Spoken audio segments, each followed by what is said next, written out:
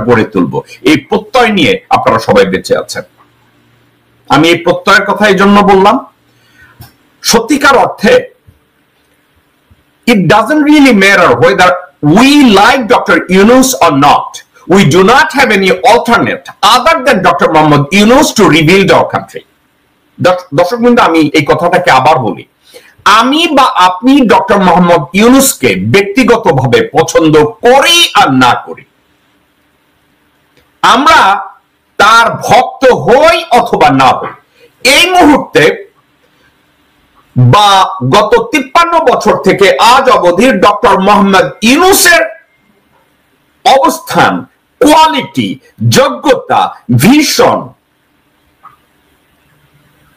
এবং তার অ্যাক্টিভিটিস সবকিছু প্রমাণ করে যে বাংলাদেশে ওনার মতো যোগ্য, দূরদর্শী এবং ক্যাপাবল মানুষ আমরা এই মুহূর্তে আর কাউকে অতীতেও পাইনি, এখনো আমাদের মধ্যে নাই, ভবিষ্যতে তৈরি হবে এরও কোনো সিউরিটি আমাদের মধ্যে নাই। আরো একটা জিনিস আমি বলতে ভুলে গেছি, সমগ্র বিশ্বে গ্রহণযোগ্য, সমগ্র বিশ্বে গ্রহণযোগ্য এবং ভারত যাকে মার্জিনালাইজ করতে গত আগস্টের 8 তারিখ থেকে আজ অবধি ফেল করেছে,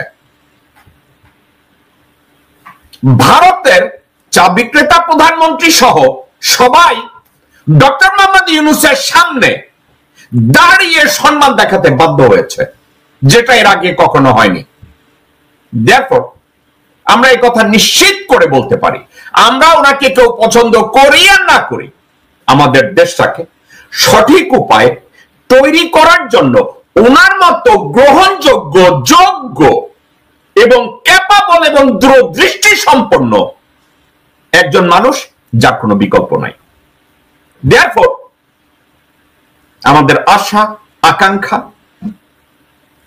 আমাদের প্রতিজ্ঞা, আমাদের প্রত্যয়, আমাদের ডেজায়ার একটা, ডক্টর মোহাম্মদ ইউনূস যতক্ষণে না বলবেন আই এম ডান, অর্থাৎ সংস্কার শেষ, আমার সংস্কারের উপরে, আমার রিফর্মের উপরে আপনারা বিশ্বাস রাখতে পারেন, এবার নির্বাচন, ততক্ষণ পর্যন্ত আমরা ওনার পাশে, ওনার পেছনে, ওনার ডানে, ওনার বায়ে, ওনার সামনে অতন্দ্র প্রহরীর মতো আমরা দাঁড়িয়ে থাকবো।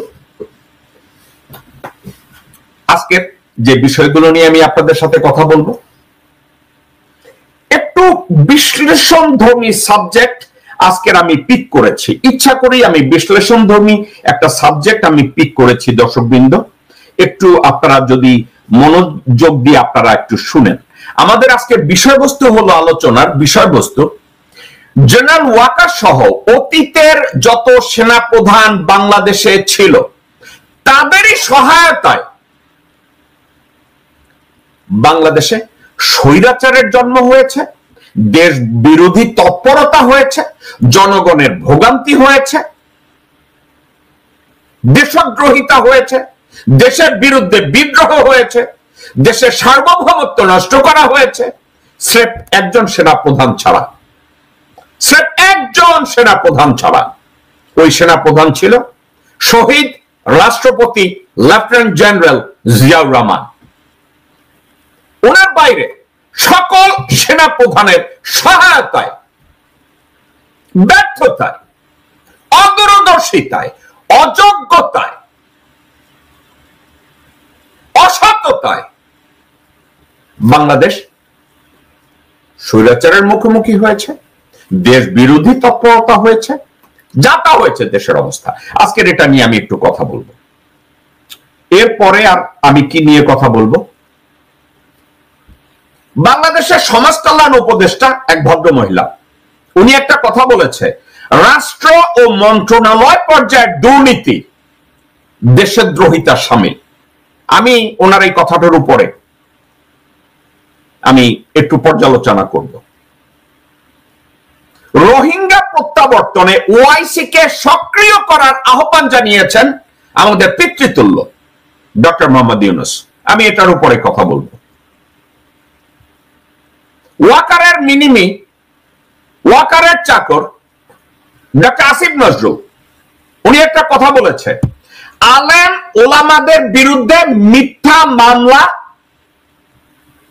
দায়ের করা হয়েছিল ইন দ্য পাস্ট। এর অর্থ হচ্ছে এখন তাইলে হচ্ছে না। আরেকটা বিষয় নিয়ে আমি কথা বলতে চাচ্ছি। জনাব তারেক রহমান বলেছে বিএনপি যদি সরকার গঠন করে উনি শিক্ষিত বেকার ভাতা চালু করবেন। ভালো, আমি এটা নিয়ে কথা বলবো।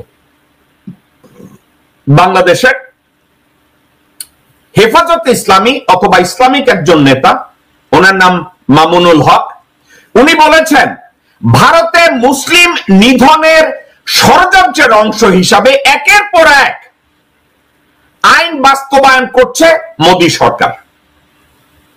ওয়েল, এটা নিয়েও আমি কথা বলবো। আসুন আমরা আজকের আলোচনাটা শুরু করি। আগে আমি শুরু করি, জেনারেল ওয়াকার সহ অতীত সেনা প্রধানরা বাংলাদেশের স্বৈর শাসনকে জন্ম দিয়েছে, সহায়তা করেছে, যা কিছু করেছে। এখন আপনারা অনেকে বলবেন, দর্শকবৃন্দ একটু মনোযোগ দিয়ে যদি আমার কথাগুলো শোনেন। বাংলাদেশের প্রথম সেনা প্রধান, তার কথা যদি আপনারা ধরেন শফিউল্লাহ যোগ্যতার মাপকাঠিতে, সিনিয়রিটির মাপকাঠিতে একজন দূরদর্শী মানুষ হিসাবে ওনাকে সেনাপ্রধান করা হয় নাই। ওনাকে সেনাপ্রধান করা হয়েছিল ভারতের প্রেসক্রিপশনে। ভারত প্রেসক্রাইব করেছিল শফিউল্লাহকে যেন সেনাপ্রধান করা হয়। মুজিব শেখ ওই মুহূর্তে এই ইম্পোজ, ভারতের এই মানসিকতাকে অ্যাভয়েড করতে পারে নাই, ভারতের এই নির্দেশকে অমান্য করতে পারে নাই। কারণ ভারত যখন মুজিব শেখকে, তাজউদ্দিনকে, নজরুল ইসলামকে, মনসুর আলীকে, কামরুজ্জামান, এই চার ভারতীয় কুত্তার বাচ্চা, প্রথম হারামজাদা যে চারজনকে নেরি কুত্তার মতো হাজতে মারা হয়েছে, এই চার কুত্তার বাচ্চা সহ মুজিব শেখকে বলা হয়েছে শফিউল্লাহকে সেনাপ্রধান করতে। কারণ কি? সে ছিল হিজড়া, সে ছিল নপুংসক, সে ছিল ইনডিসিসিভ এবং সে ছিল কনফিউজড ব্যক্তি জীবন একজন মানুষ।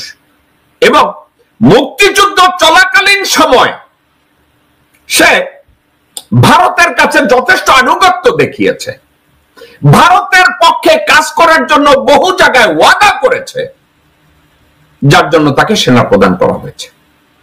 তার কমান্ড কন্ট্রোল মোটেও ভালো ছিল না, তার কোঅর্ডিনেশন মোটেও ভালো ছিল না, তার সিদ্ধান্ত মেকিং মোটেও ভালো ছিল না। পেশাগতভাবে বি মাইনাস ক্যাটাগরির একজন অফিসার শফিউল্লাহ। তাকে সেনাপ্রধান করেছে মুজিবের স্বৈর শাসন এবং ভারতের কল্যাণ বাংলাদেশে কন্টিনিউ করার জন্য। তো এখন শফিউল্লাহ কি সফলভাবে শেখ মুজিবকে রক্ষা করতে পেরেছিল? আওয়ামী শাসনকে কন্টিনিউ করতে পেরেছিল শফিউল্লাহ? আমি দেখি না। আপনারা দেখেন কিনা জানি না। তার সফলতা ব্যর্থতা এগুলো পুরানো কথা, এগুলো আপনারা জানেন। মুজিবকেও সে রক্ষা করতে পারে নাই, আওয়ামী লীগকেও সে রক্ষা করতে পারে নাই। কলঙ্কের বোঝা মাথায় নিয়ে নির্লজ্জের মতো পরবর্তী সময় মন্ত্রী হয়েছে। কেন কলঙ্কের বোঝা? রাজনীতিতে জয়েন করলো, তাকে সবাই থাপ্পড় চোপার দিয়েছে। ধর্মীয় আমলে সেনা প্রধান থাকাকালীন সময় মুজিবরে মাইরা ফেলাইছে, আপনি কাব্বাও ছিলছেন। দর্শকবৃন্দ, শফিউল্লাহ যখন আওয়ামী এমপি হয়, মন্ত্রী হয়, তাকে সবাই বলছে তোর মতো বাল সেনাপ্রধান হয়েছে, ওরা কি করছে? মুজিবরে রক্ষা করতে পারে নাই। এই হচ্ছে শফিউল্লাহ। আমি সবার নাম বলবো না, আমি উল্লেখযোগ্য কয়েকজন যাদের দিয়ে এগুলো করা হয়েছে। শফিউল্লাহ গেছে, খন্দকার মুস্তাক আসছে, খন্দকার মুস্তাক একজনের বসাইছে খালেদ মোশাররফ, যারে নিয়ে খন্দকার মোশাররফরে আওয়ামী লীগ কন্টিনিউয়াসলি ব্যাডমাউথ করছে। খন্দকার মোস্তাক আমার বাপেরে মারছে, খন্দকার মোস্তাক আমার মায়েরে মারছে, আমার বাইরে মারছে, আওয়ামী লীগ গভর্নমেন্টে ডুবাইছে, অমুক করছে, সেমুক করছে। কিন্তু মজার কথা, খালেদ মোশাররফে তারা গ্লোরিফাই করছে। কি বলছে? খালেদ মোশাররফ জিয়া মারছে, খালেদ মোশাররফ বিশাল বীর ছিল, খালেদ মোশাররফ মহাবীর আলেকজান্ডার ছিল। হাসিনা বেগম খালেদ মোশাররফকে নিয়ে যত কান্নাকাটি করছে, এত কান্নাকাটি হাসিনা আর কেউ নিয়ে করে না। এই খালেদ মোশাররফ এবং কর্নেল তাহের, এই দুইজনকে দিয়ে হাসিনা মাগির কান্নার আর কোন সীমা ছিল না।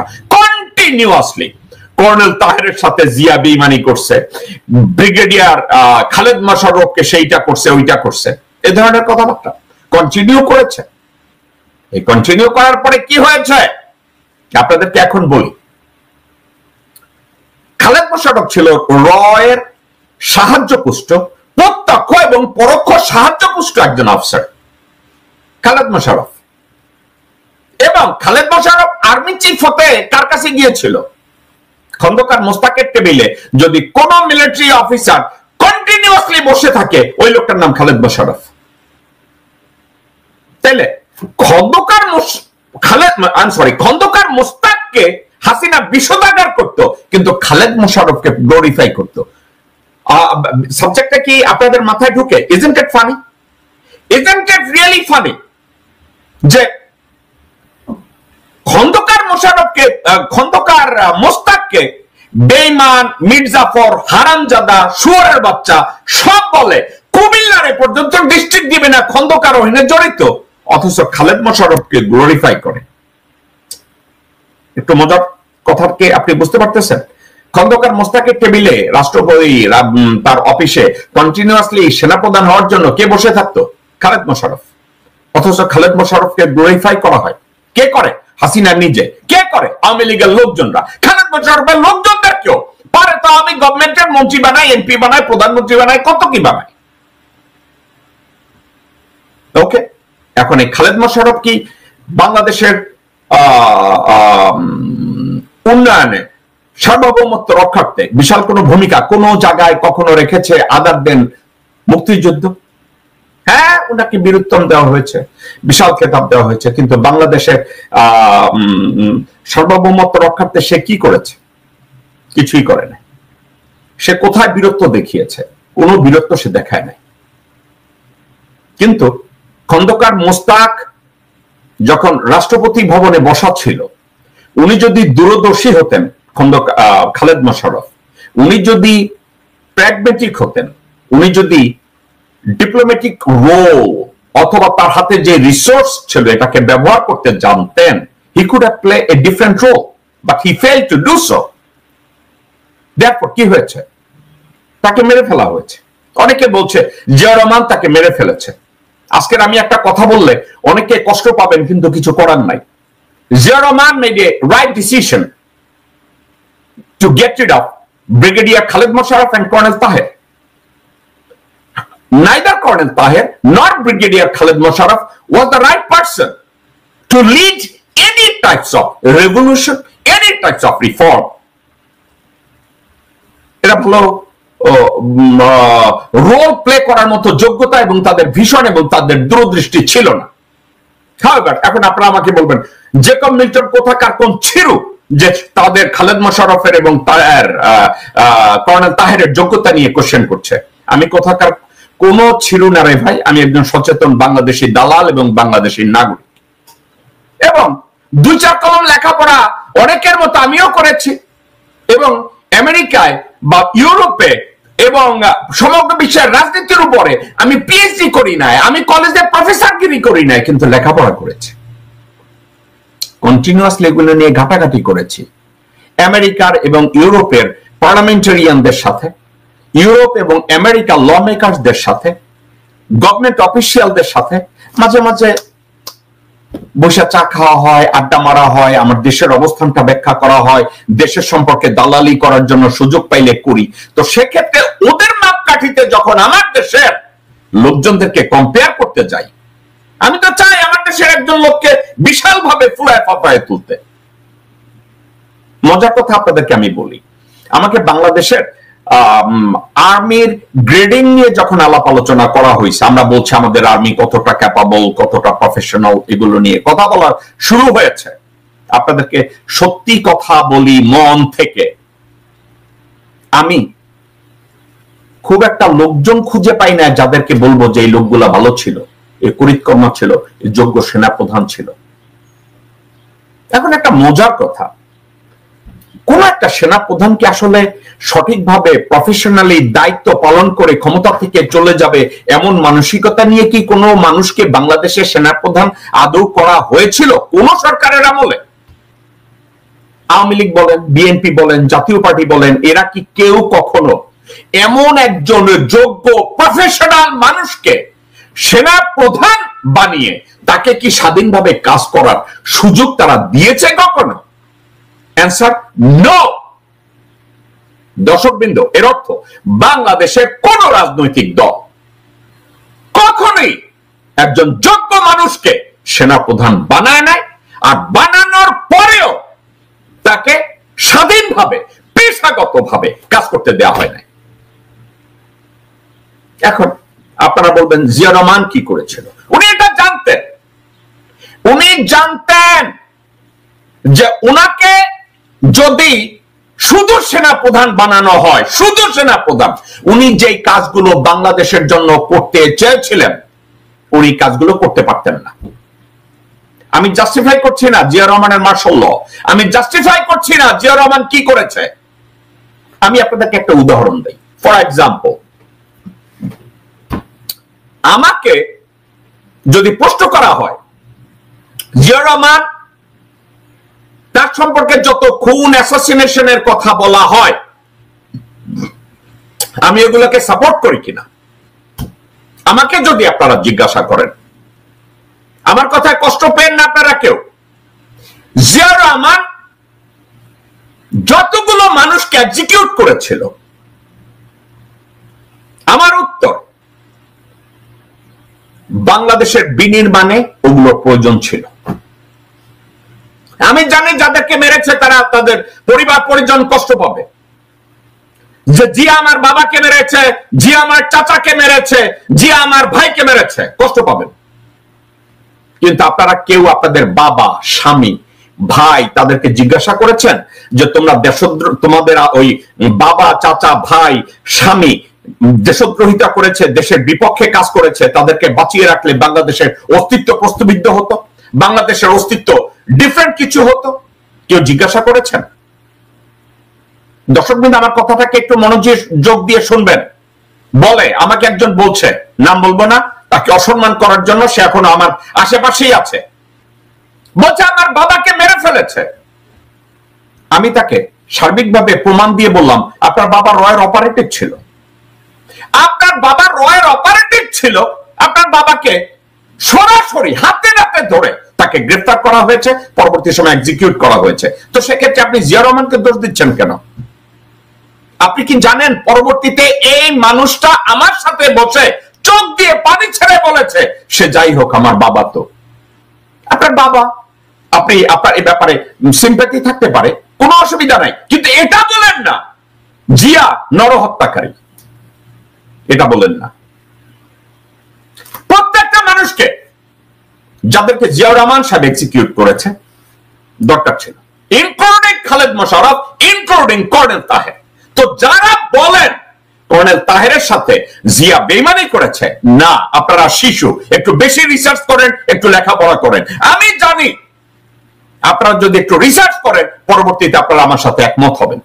যেমন বহু লোকজন বিশ্বব্যাপী নাস্তিকেরা, আস্তিকেরা আমাদের কোরআন সম্পর্কে বাজে মন্তব্য করে, আমাদের রাসূলকে নিয়ে বাজে মন্তব্য করে, মহান আল্লাহ পাককে নিয়ে বাজে মন্তব্য করে, কিন্তু যখন তারা কোরআন রিসার্চ করতে যায় দে বিকাম মুসলিম।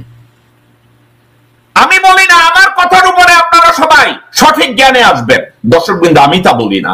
আমি কি বলি, আপনার অ্যাভেলেবল তথ্য যেগুলো আছে তার বিয়ন্ডে গিয়ে একটু খোঁচাখুচি করেন, পেয়ে যাবেন। আমাকে অনেকে বলেছে, ভাই এই কথা আপনি কি করে বলেন, চার নেতাকে মেরে ফেলেছে, জেলে আপনি সাপোর্ট করছেন। ভাই এই চারজনের ছিল ভারতীয় মূল, ভারতীয় সুর, ভারতের বেতনভুক্ত, ভারতের সুবিধাভোগী, তো তাদেরকে মারবে না কি করবে? জামাইয়া ধরে রাখবে? ওই চারজনের একজন যদি আমার নিজের বাবা হতো আমি বলতাম তাকে মেরে ফেলে ঠিক করেছে, ওদেরকে মেরে ফেলে ঠিক করেছে। এক্সাম্পল, মনসুর আলীকে মেরে যেমন ঠিক করেছে, নাসিমকেও মেরে ফেলা উচিত ছিল, কারণ নাসিম তার জীবনে যতগুলো দুর্নীতি করেছে এই দুর্নীতি করার সুযোগ পেত না।